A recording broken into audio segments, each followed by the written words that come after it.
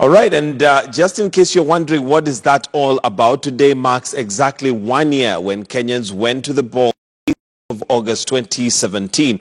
Of course, that was going to be history in the making by virtue of the fact that that particular election was nullified, and it just brings to memory what basically happened exactly a year ago. It's time for us to look at this in the newsroom.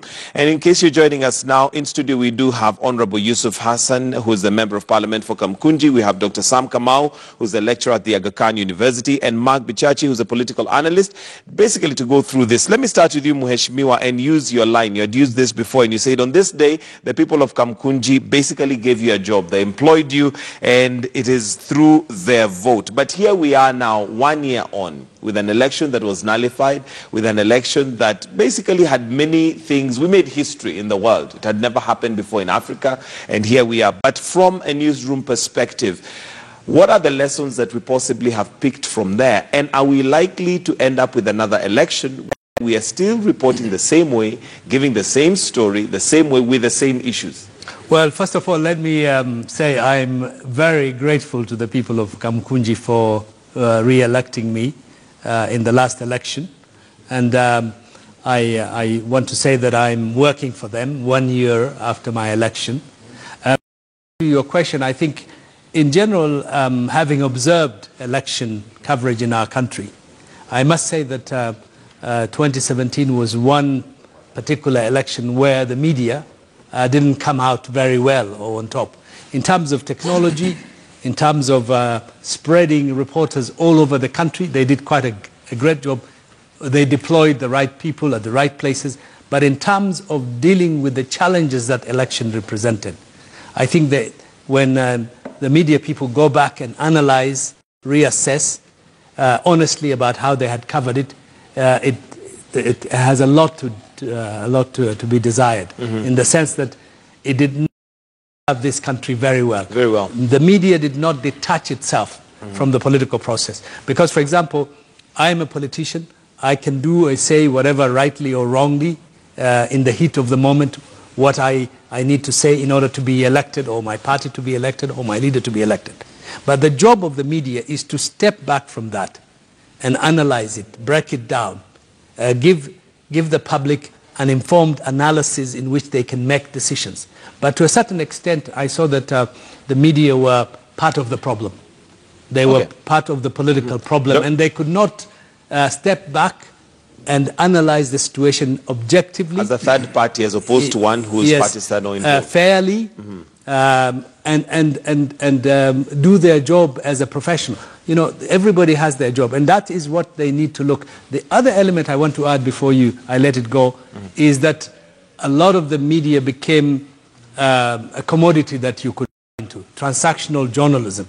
I saw a lot of journalists carrying cameras, notebooks, but working with the candidates, with the political parties, and carrying out the agenda of that particular party or that particular individual. Okay. But although it might be good to establish whether they were private, which is really cameramen and all that. Well, well-known journalists that I can tell you. That you can. Okay, those who are journalists attached to media houses that you're talking about. Okay, Dr. Kamau, I could see that you want to chip into this. Yeah, let me mention two issues related to elections. Now, we know the important role of media in elections in terms of providing citizens. Actually, the goal of media in elections is to provide citizens with enough information about the candidates, about political parties, about the issues, about the campaigns, to enable and empower the voter to make an informed choice. Now, in terms of how our media, behaved last year, first I want to commend them for the efforts that were put in place. We saw special coverage, we saw special focus on elections and all that. However, I have a problem with 2 or 3 issues. The first one, there's something known as pack journalism. When you see hunting dogs,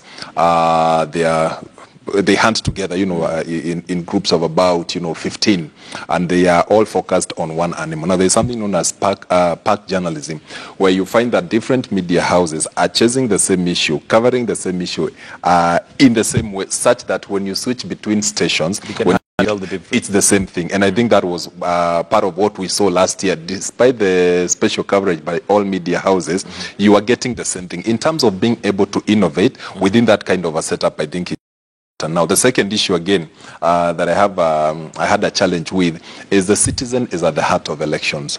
Now, how we told most of our stories was from the perspective of the candidates and the political parties, that contest.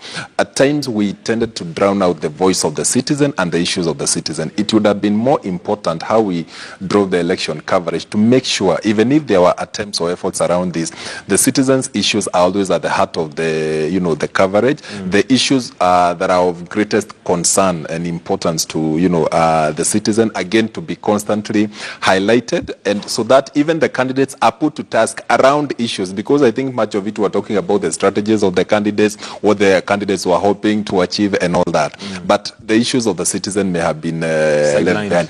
The third, which is important, and for me, and we are still seeing that, I think, and it will still inform how we, when we get to 2022. We always like, and I know media loves conflict, the tension between two sides, always presenting, that time it used to be Uhuru versus Raila. And we tend to focus on that conflict, that tension between two individuals, the same thing we are replaying right now. We love the Ruto versus Raila narrative, we love the Jubilee, rivalry. Now, it may be okay to do it at that level, but it is important to get into the heart of the issue, the substance of the debate, instead of just looking at it as Raila versus Uhuru, Jomo Kenyatta versus Jaramogi Oginga Odinga, and the issues that have always been there, without really getting to the substance at the heart of the debate and the issues. For me, that was also disappointing. The third one, the fourth one, and is the last one, or maybe, let Mark. Okay, I can. There's a word that I dislike a lot based on the last election. It's called sub judice. I really disliked that word because it was in effect a gag on the media discussing pertinent issues just because they were before a judge, and judges felt like that if we talk about it on the media versus in the bars and churches and other places we were talking about them, then we would somehow influence the judge's decision. By now, judges should know if matters are of national importance, they need to be discussed by the media, which is one of the key things that the media has not addressed in this period where there is no election, because right now I don't see anyone saying that it's sub judice to talk about the NYS cases which are before court today, the many corruption cases. But why is it that in Kenyan election cycles, when it's about an election, suddenly we remember sub judice and we want to apply that? The second issue that I had with the previous election was the fact that the media for a very long time was caught in this catch-22, whether the reporters on the ground could report the numbers and figures that they saw on the ground without waiting for IEBC to put them on a portal. For God's sake, if someone with a phone could have taken a picture of that thing and put it on social media, why couldn't we allow our media to go into those stations and actually report on figures that the guy is announcing? Because by law, the moment the returning officer, either of a polling station or a polling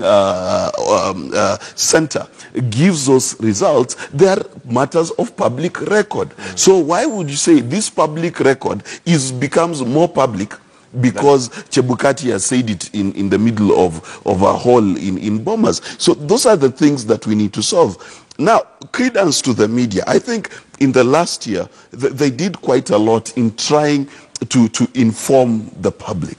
But one of the things that Kenya is getting progressively tired of is the idea that in Kenya we have reactive media and reactive analysis.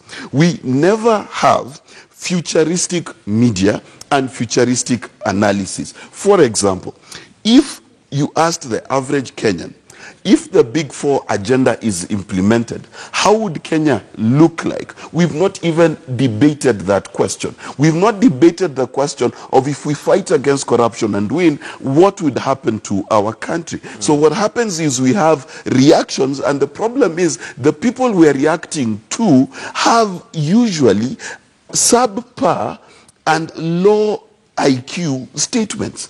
For example, we would sit and analyze politicians who had decided that circumcision is a matter of national importance when it comes to who we.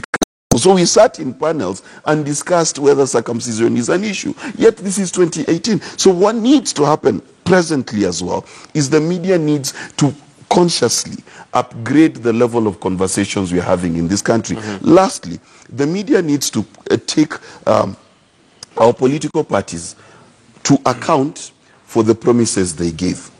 We need today to have a Gideon Mbuvi Sonko telling us through the media what has he done. We know he successfully blamed Kidero for every problem. That is done very well. But what has he done post blaming Kidero? We need to have the Kiambu governor here. We need to have Oparanya here.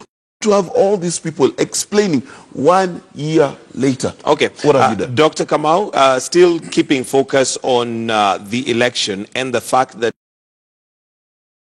to the election again, but we seem to be having the same cycle of things happening such that now when we start on the election day, it's obviously coverage. We have our reporters here, we have other reporters there. What other things can we do differently? And also the inclusion of technology. Surely we cannot be reporting the same way we reported, 10 years ago than we do now. And one of the things that Bichachi has brought about is the issue of counting, where we should have had technology that can vote tally, even if it's not going to be the official announcement, but at least there's a comparison.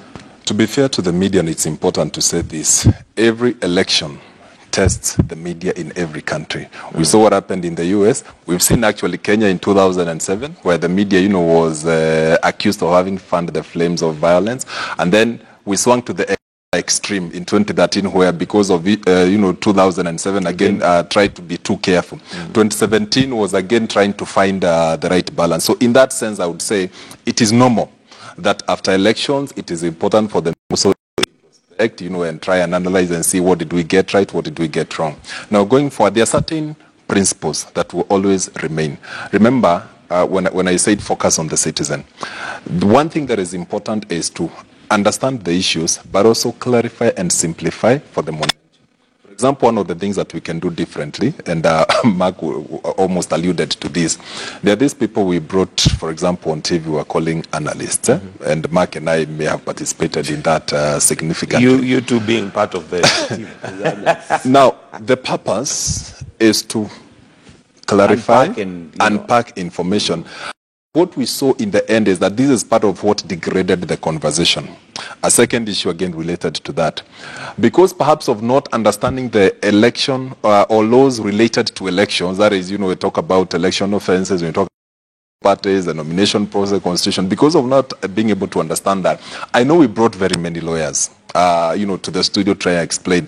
But because a good number of these lawyers, I would call them political lawyers, and had a certain brief, they actually added to the confusion. And this is one of the challenges I've always had in this country. I respect lawyers, but we have privileged their position in debate on important issues in this country. So what we saw was actually confusion, especially around the Supreme Court. So it would help if the media around elections would invest more in research to understand the issues, select guests or panelists or analysts who would actually help inform and enrich the conversation, not necessarily to drive a particular angle or confuse the citizen, because I think that was something that really came up. The third thing, maybe again related to this, social media played a really important role. I know KTN experimented, I think we were calling it video phone, I think experimented with that. I'm not sure what happened because it's still I saw there, it. yes. It's still there, but yes, I'm not the live saying view with a phone. Yes, it's good to innovate.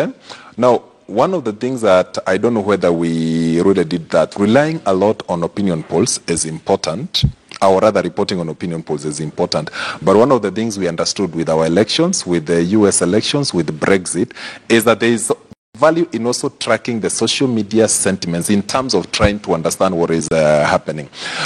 On social media, get, of course, the lies, you'll get the deception and the confusion around that, but you will also get fact checkers actually online. You'll get people actually driving good and good conversations again online. So it is a world we cannot dismiss, but we would need to know how to best engage with that kind of world. Okay. The last thing on technology is that again trying to invest in terms of, there was confusion and there was almost a direct threat that came from the ministry in terms of do not dare, declare results until IEBC has done this. But given the clear court ruling, and Mark has actually alluded to that, when the information, when the results are announced at the, at the time whether it is at the polling station or it's at the constituency, tallying center, the media could have actually gone ahead and also done their own independent tallying to help us, only that they would not have gone ahead to announce before the final issue. So there are, so there will be need to innovate around that going forward in 2020. All right, Mheshimiwa, one of the things that I find maybe we could discuss is also the murky environment we work in. And when I say murky, what I mean is starting from media houses, media house owners. Some of them do have political, alienations, what did I call them? Political ideas and things that they would want to push. Number two, you also have journalists and let's say those working in the media also have a political leaning. So I don't know whether there's anything like neutral politicians. Number three, we come to now the political analysts, which even the president at some point said he is even sick and tired of. Again, you'll find that most of them come in also with a political persuasion that they have. Is it possible for us to have neutral political analysts and a political conversation, or should we just be openly, one-sided and partisan like they do in the U.S.? Although, again, the difference between the U.S. and us is that they have ideological ideas that they support as opposed to political parties and individuals. Yes, absolutely. I think, first of all, there is no media owner who is not political. They're all political. They take political decisions. They are biased because of their business interest as well. I don't expect and I don't need media owners to be neutral. No, they're in business. What we need is a professional body of people to do journalism. Journalism is a profession. And that's where we put the line, is that the journalist who is doing his job, interrogating the issues of the day, it should not be part of the story. He should be detached. He or she should be detached. I think, and what has happened here in our country is that journalists are cheerleaders. They belong to a particular line, political line, not necessarily ideologically, but ethnically. For example, if you have a particular name and the two political candidates are from two ethnic groups, we know which side you're on already. You don't detach yourself. So I think we need a professional detachment from the issues. Also, the issue of objectivity for me, I can tell you from my experience, is also suspect. I don't expect you to be objective because there aren't many people who are objective. But I want you to be fair, to be detached from that story, so that you do not influence me as a viewer. Would supporting a certain political party, for example, or a certain political movement be an area that we should consider in Kenya? No, you from can. The media perspective. You as a journalist can support a political party. You can support a particular candidate, but don't inject that in your professional activities. You must be able to say, now, I am Michael Gitonga, I support a particular party, and but when I'm sitting here, I'm going to deal with this story in a fair, balanced way. I'm not going to influence it. I'm going to interrogate it.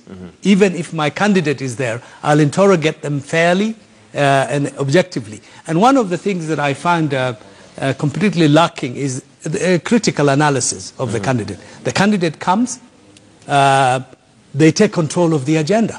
The journalist becomes just a person who is holding the microphone, amplifying the story of this particular candidate. There is no intervention to say, oh, wait a minute, that is not true. Oh, wait a minute, can you back up your accusations? Your accusations, yes. Okay. Right. And we constantly help them to, for example, the issue of hate and incitement. The media amplify. The inciter and the headmonger was given more airtime, rather than you checking him and saying, no, that is not right for our country. You're not saying the right thing. What you're saying is wrong. You checkmate this person. All right, Mark.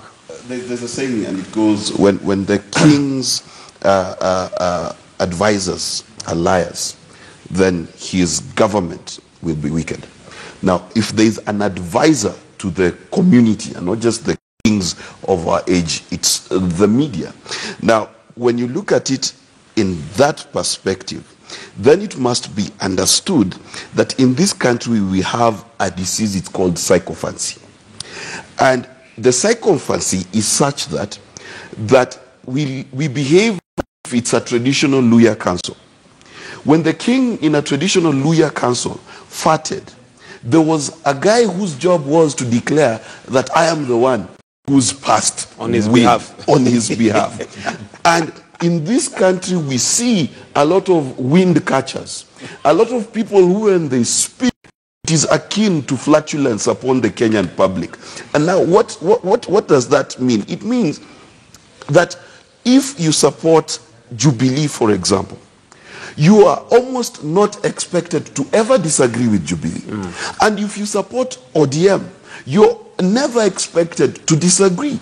And that then propagated into the media means that when Michael Gitonga takes a position and is in Jubilee or ODM or Third Way Alliance, then his show will always be biased to show ODM in the best light or Jubilee in the best light. And the problem with that is it begins to cascade throughout society.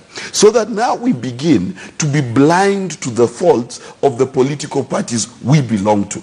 So if I support Uhuru Kenyatta, I am never allowed to see what is wrong in his administration. And the moment you say that, there's something wrong with you. So what happens is the rank and file of the media, political class that is around power, becomes a bunch of liars because we all have to catch the wind that our boss has passed. And that's the danger number one. Danger number two is the absolution of intelligence near money and power.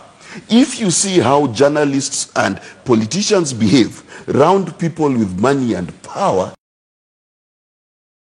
people even have self-respect. So you'll find politicians, for example, who will go out and say, by the way, rain does not come from trees, it comes from the air.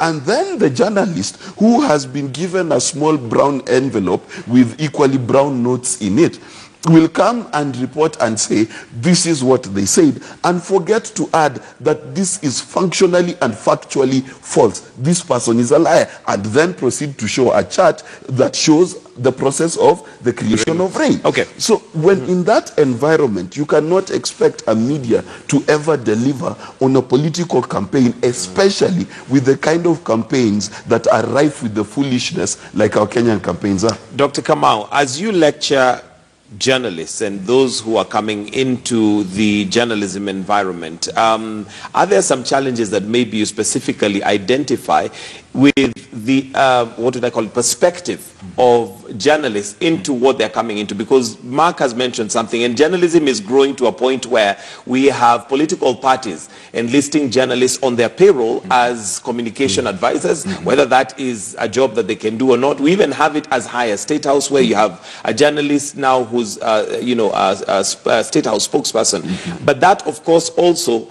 leaves the profession vulnerable. Now, again, and I like being fair to journalists, because again, when we condemn, the whole profession and say that journalists were co-opted, journalists were biased and all that, it's actually condemning the entire profession. It's a blanket while there are people who are actually doing their job professionally. Now, before elections, the Media Council of Kenya, together with a number of stakeholders, involving also all media houses, they came up with what they were calling the election reporting guidelines. And if you actually look at that booklet, it's quite comprehensive. You report on issues in terms of the values, objectivity, fairness, balance, in terms of conflict-sensitive reporting, in terms everything. The guidelines, I think about 20 principles, were very good and very comprehensive in terms of what, including social media and what, and technology. Now, whether those guidelines were adhered to, and I proposed to them to actually, part of the audit was to see to what extent we're able to adhere to some of those professional guidelines. Now, we know for a politician, he would always want to gain advantage when it comes to the media. And whatever tactics they employ is up to them.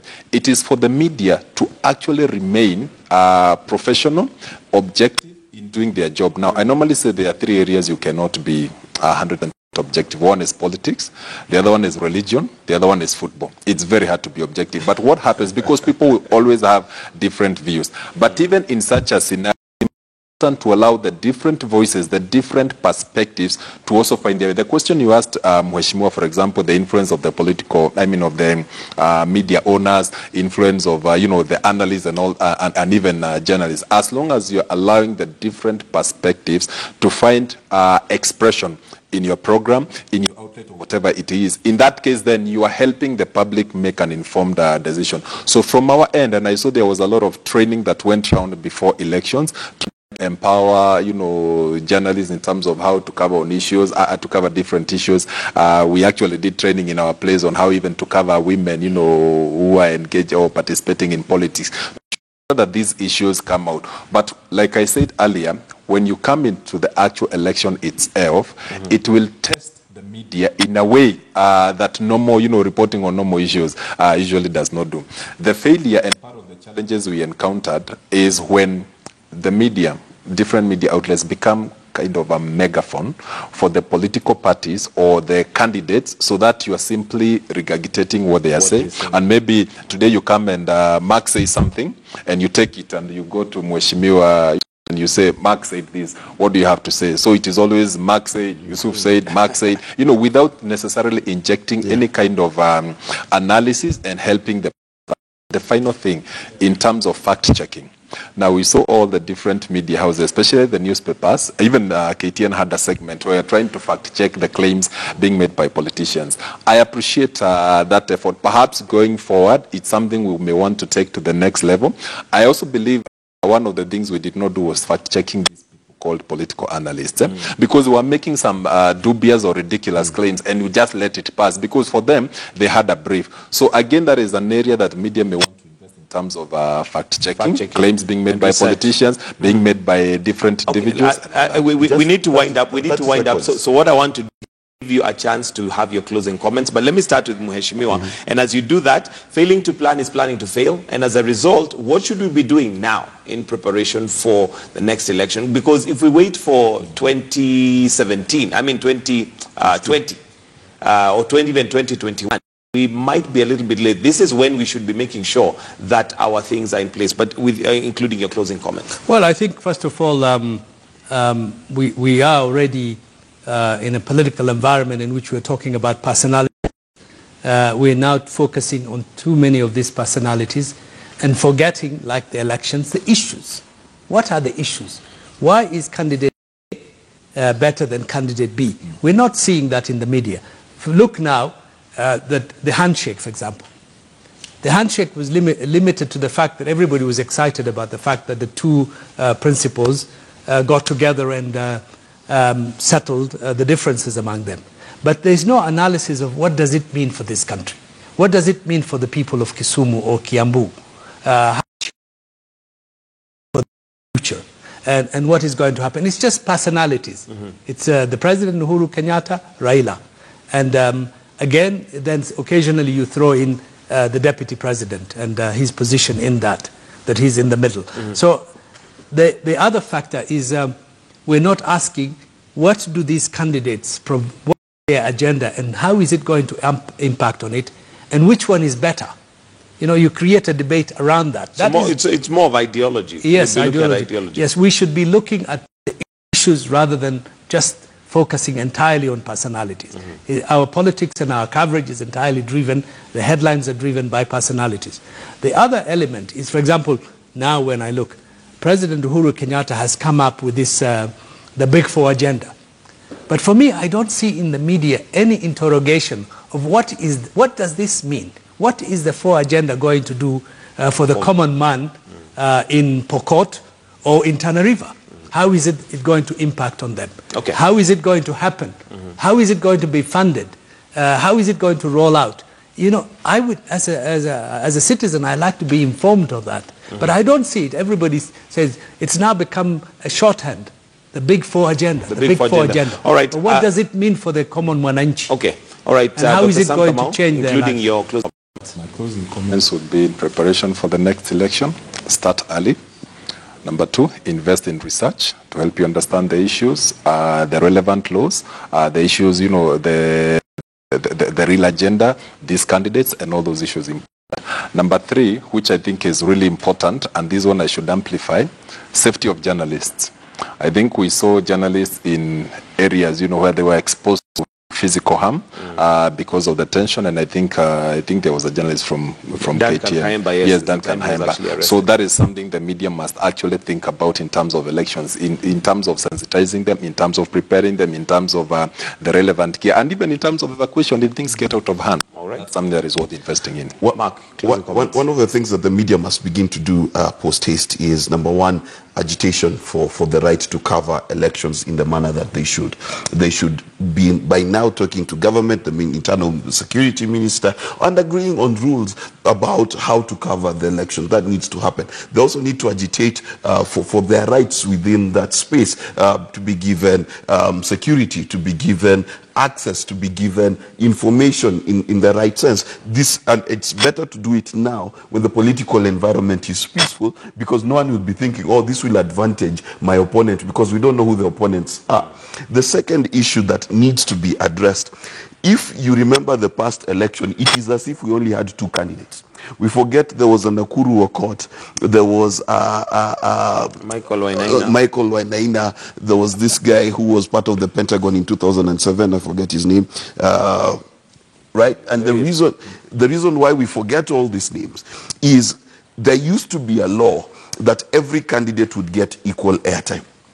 And I think we need to revisit that our news should have Ekuru Aukot 1.5 minutes, Uhuru Kenyatta 1.5 minutes, and we try and spread that information as much as possible, because that is part of the reason our politics is personality based. It's because we've got superstar politicians who are on our faces every day, and then we've got the likes who we don't even give the light of day. So when he has a rally right outside KTN, it will not be covered because he's not personality. He's not part of the superstars. So we need to visit that idea of identifying who to cover and who not to cover, and cover them all equally. Gentlemen, thank you very much. We'll have to wind up right there. That's Honorable Yusuf Hassan, Member of Parliament for Kamkunji, Dr. Sam Kamau, lecturer at the Aga Khan University in Communications and Media, and Mark Bichachi, who is a political analyst. It is now 28 minutes to 8 o'clock, and we are going to take a short break, but do stay with us right here on Morning Express. We have more coming up.